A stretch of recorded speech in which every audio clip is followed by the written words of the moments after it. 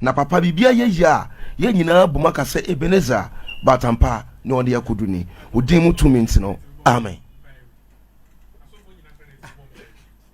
Nana bosompem katachi oya sofo mpacho menye sofo oya bayifo menye bayifo oya komfo meye dunsini na sampa ba obedi nya sofo nyina kora betima bompa yi se bible class one fa free so amawa orintumi nye ho hwe na se wutudua me dane dua tudua osuma suota no me odi me de ne adwuma ana Ebenezer baby enyamedia ba beduru ne asa wo hoa na mpacho na tano no wane boy otumfo nyankopon ne boy ene no otumfo nyankopon se wa ma yetumi se yentiete nyanya nkyere ne awowo so na ne dimu tumi ya maswa ya mahye nti bibiaro ntimi nya dai enkaye nti wo Jesus di meji nyankopon di me se wo Jesus di meji Jesus di se o nyankopon ba me nyi ni se o ye nyankopon okay do boss na sase na nkasa ye dai e wo ho but wo je won konkon so di meji won konkon di ba me nyi Holy Ghost ni ai onji Holy Ghost me nyi Holy Ghost ni but wo je won konkon meji won konkon di Holy Spirit they Holy Spirit I believe in that but when you believe in Holy Ghost no I didn't hear onji Holy Ghost papa Holy Ghost eba honamani a saman de saman konkon Bible say atiasefo na wufo ni de tweka biem ntade nam ne saman me kwaje saman yadi o Bible mo say wufo na atiasefo nya den eni tweka awufo ntimi nto ye yinyom age atiasefo yi ene ebe tontom Israel domberima wadi nkunim amana safo ene de ye no ya beba ho piao na nei katachi de enti a meton safre wo enne no maamefo mienu bi eba me ha na won baaye no ena mhunu se eye wadwuma sa nti wo mo embra na ne nsem na oka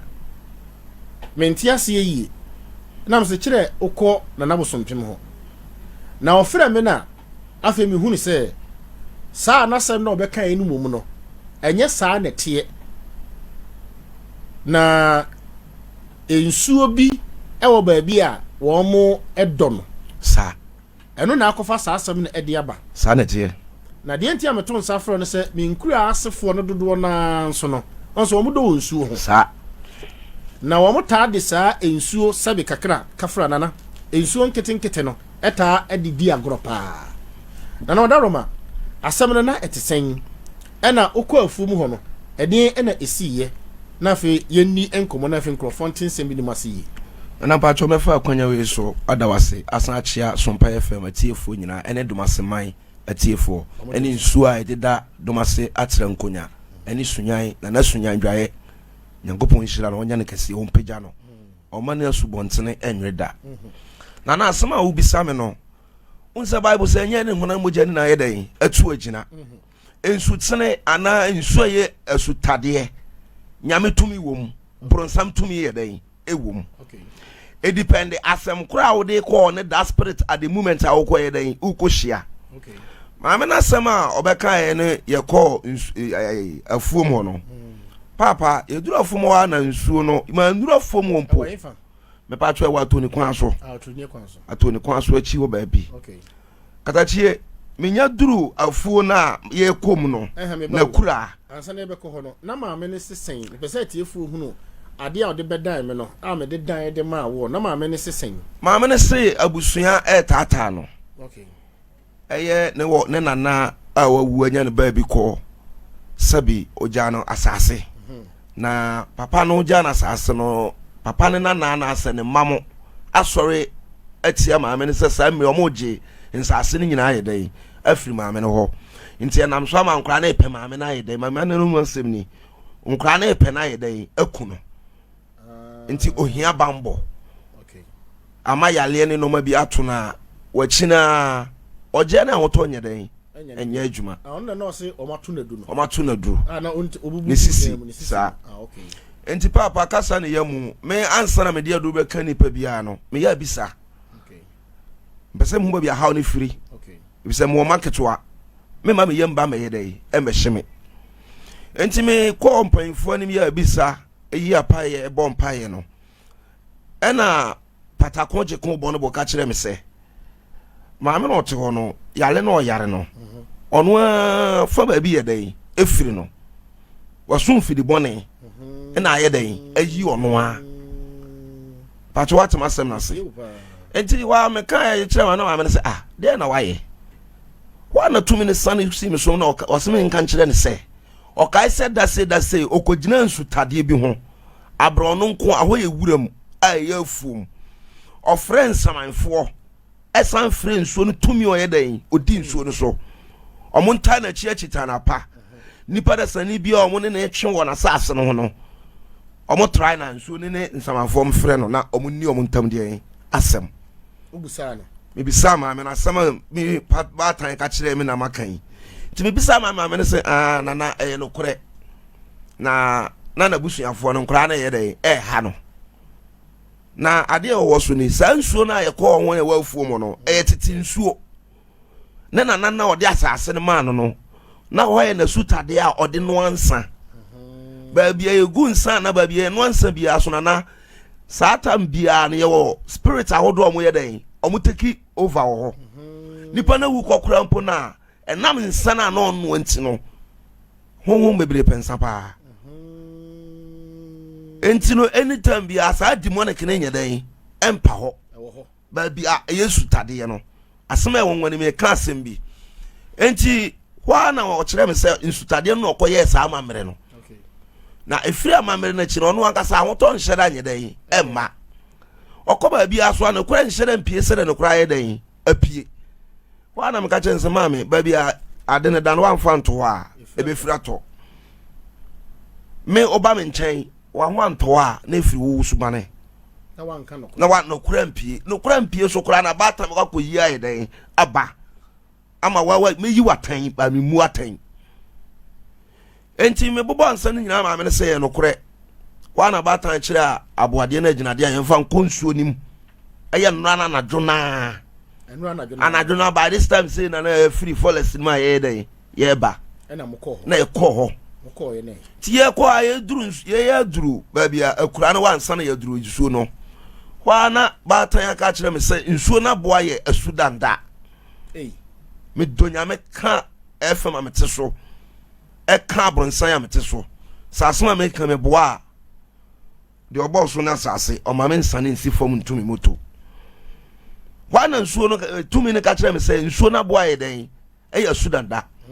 na man tumoto na nko be sa ha ne abronsan ase ho asudanda mi share be sisi kakrakapa unse timafo ne de omo ka kwa omo tai na ya ma kwan ya ye den nsuo tata ka kwan nim de mu ya se sudan da ka siesie pie e bam so kwa na mchen se ba ta nye unti na ye den ye ba ne mum sabi enye bone so wa funa ne mfun so a wa ye na ye ba be yi hu muso aye den ama no na aboni twam na edi moto ne prage ya no ko nti ye duru wa me ya amamre na me hu ya se sudan da makoma tan apia firi asutade nim ye den e ba sudan dan ko adu apia firi mu ba enti omu pia firi mu ba no de mu ya ne se miensa ate omu ho aye den agina ba bi agina asem na 7 so aye den ate omu ho nti wa na mitumi bi sa nsuo ne se batane na de nti na wo kire me sa no mbesi kwa na wo kire me se maame na obeya ade no busuani bia ma nsuo no atade no emfa ono maame ne meye den embejai ba se sa de mo ne ba maame ne tin so no de nipa e ba beja nsuo ne de a nsuo no so ono nku nipa oye batane munyina ne mba no mo munyina mo ye moja ba ko busua ba ko nti se wo tima ba nsuo no so ba be yi apa ya ku busuani bi de a e wo se wo ye mu mba me ensan ye den efiri ho but what masa na se ye mu mma me ensan efiri ho okay nti me ensan efiri ho na sabi maame no so be ye den e be firi ho e we say bible say no me ye wa agina so na ye adwuma by no me ni agina so no papa enye den enye adwuma but sa maame we no me ne de na e wode yen agina so tin so no tire me ensan gina nche wa na mbisa se maame nso no so be you mama miensa fro ma yese o se mai num tin ba be ma no ko na ni bu aye dey afu pa ne ba na so yesofo no ai enti wa nanati enti wa no de wa na no masi ko no ma hwa nsire nsuo no ani kan nye ma me ne kra no nra na ade kyen ko ye nye den enye yi ai se ma hu nsuo no to so what ma say ma hu nsuo na hinta de yen esem ma me ne sama fie abusua o mo ye mpanfo mo wo wo na me nye den me ni ho bet ne ma hu mo nsama de e kire de a e wo sasa da na metinje ma me ne kra ye den e ba fie sanity na ne ban na yesofo no ba twane nti maame ne ba yesofo nti sofo no ko hobi okobi nti wo ya amamre ne amane nyina sofo ne gina ho bible say emfa kaiser de ma kaiser na emfa asaforo ade de enye den e ma asaforo ade wow sofo ne gina ho ma wo ya amamre no nana oba me nchia me ma hu tumi a wo ye den o ben no nipa bia o ben me ma hu spirit kra wo ye den o ben no na daache me ma me du moja ho de en efo se ne bana nye kinye se bia me yesofo ntimi nyi dabi e bisa bible si dua na ba na be ye den e be kire papa what ma sam na se sa na tie see enti mu wie ye no de ni si enti ye wie ye na ye ya amamre ni wie ana tumi ne ka kire me se ma me ne gina wo sesi ansamamfo eta no na no se sunsumu I say nsamanfie te se afusie o Berlin top yi ana adomase afusie yi ana kotukrum afusie afusie o wiase bia no ye wo kana bi wo ne tie miensa o da afusie kwana no me na me ka kire wo asiye bia ye wo kana ne tie miensa opo a e de asem ye dai eba me kire wade bi fiti yankura birem aya study ene na ne mrante ne baba wa ba yensuro funu yemu ade a funu da okra etim koda ne nche ma ade ye den eche edu tamina se wo fie na bi ewu na so mo de ne ba nkran mo fie wo munya te se funu na bedura aya so mo osun bi o mo ye den o musun wu sa krama mi na ne tie miensa na furu afusie wo di sa funu ne de achi odo ne tambia moja na o ye den o hwehwe eti nura no kama miensa no ni ti miensa no oba ma me ni fi o to me ne sane simi so nura e wo nsuo mo me boa ewrade ne dance ni e ma me ka chense ma me sunsun se wa ya wie na na do aboa we aboa se be ba okwo oba be po o pa nsore and papa by 6 o'clock na me di conference na aboa na kan wa ba be poko kama na ba be po ye life and colored ma me na nsore o sorry ye o sorry anko pe kra age akọ opo bia etwe ni pakra ntina mo sensamanfo kra pede yi dodo na nte se ye de yi ati asefo na chese na metie wi ya na chese enkrama na ebodu ba ko dumienu anadwo da hwa beti no enye kwa papa enye kwa e o bible no kura mu se sa amwa no sa tam na abaifo form sosore we po wo na we po wo ye frefre ye ho enti sa mo ne pokura no aya na nipa sa ba that time no eni kwan se o titan bonten se eduru tam nkrama no epona na anytime be spirit be ati fa nipa so ye adwuma tam o ye dey ope because na say do sa time na wo mu po ni different so wo be sa time no sa po no de ye po foforo e po sronko na we age so ana sekra o su te sa akora mo no ana djoba that time no kra bia o su sa time no akora mo no su bia no nsem ho wo so duru sa time na djoba 10:11 na wada wo mu su no te sa akora mo no su pepepepe sa su na nipa ahonhom de frɛ kra age kra akɔhefa asamando ke duru sa time na sekra esu de na so ye o so po ba bi tena na o yiro ho bɔ mpa ye ade bia emusu ana no me se firi mabusuam aboa bi kura na enye nipa bi kura na onya aboa ye nipa bayi kira aboa no ya soma na nadwe se o ma mefrɛ me kodo busum pemra but sa mire die me gina o twere mponyankopon tumi mu na o so open haba nuro so ye dan edware and then nipa jai bambo ama ne na so chi ni kwan say ebo na ye dey ebo bebre tim wu dem bebre tim e wa dwale no matu aye dey ahwe bebre o sabi agana bia so na watu ahwe omo so na onyare otene ka mu ade chen wawu ye wono ma bebre wa papa ye fra okra na dodi kan kun ansa na pia de chi ya ba odin kun ate o tachrema ana ya te o mena age se asafurade ye den ebam papa ye kun ya kun na ka de tire fra o to yale ma wana dwade be chena yale na chase ye adwuma ewo ho ane wiase ehu na wiase na wokwa na ka bible ka kire se asase so fo mu nwie o mato de sefo na ye den apan mo wana e o sefo no eyame ne wa mienu papa what ma say eyame ne wa mienu e bi se ne no bone na doso ma papa na ye den aye ketwa bi enti ne no kura sabi abosom ne kunipa kura chen first no ai na ise nya abosom nyina na ma hohoro obu ho abosom bu ho o se wa nya ntama nya mbejewo ti fast no wakun o ma hohoro nya hwinta sa ena na de nti asa no ma no so ko so abosom na ni abere fa afiri asofofo binom papa wabeji tuma wabeji suma na e de ye adwuma ya bo bi dwe de na ba wanim unim se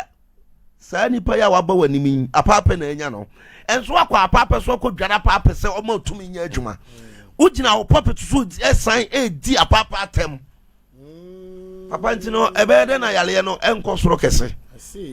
so what ma say the bible say akwa nsene de yin owura wabeji tumi but no the bible na ekata so na wudidi matem wa wasondem enti abeye dan na me so omunye odwie anya obi a omde na obo nanim o se me kunu ntem na wa anyi gine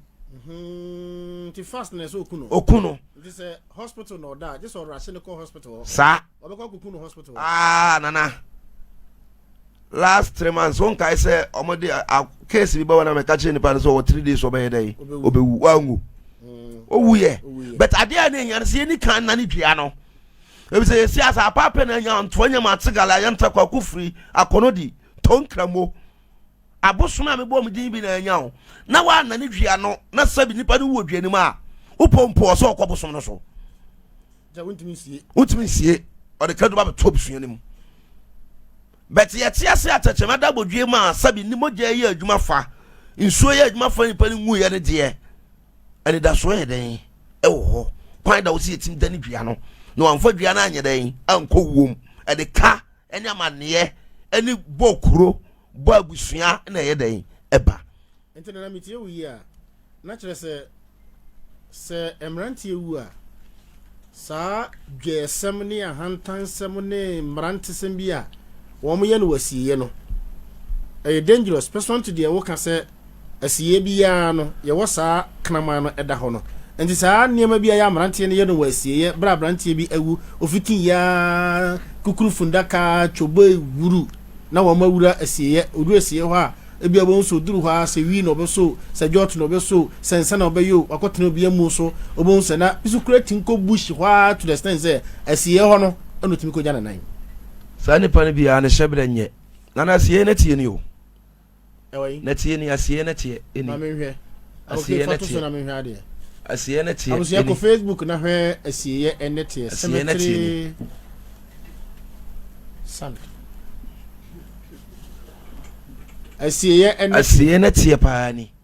ko sana mu so kwan da wo papa so hwe ya asiye na tie utunu asiye ko tuna asiye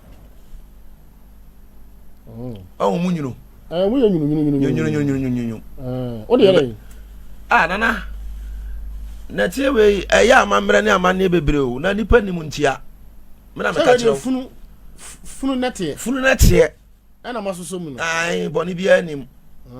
ai enye hwe boni bia nim funu natie ebi ni tuko tuno funu tuna fusie asa me hu roba ne niam ai ko tuna fusie sa na tie na tie we no yemfa mafie kwa unse maame bi ba e ka kire mo se saman ye den e tata no oba ha oni kunu saman e tata no enura me ko tia saman no ma ne kana no ye den etum aden papa nipa na efun urade na de den eche na bible says sentidua ne de okosoro ba fom ebe den ebe ba na wo nipa da sene na mo so sentidua ne ba ne den dwie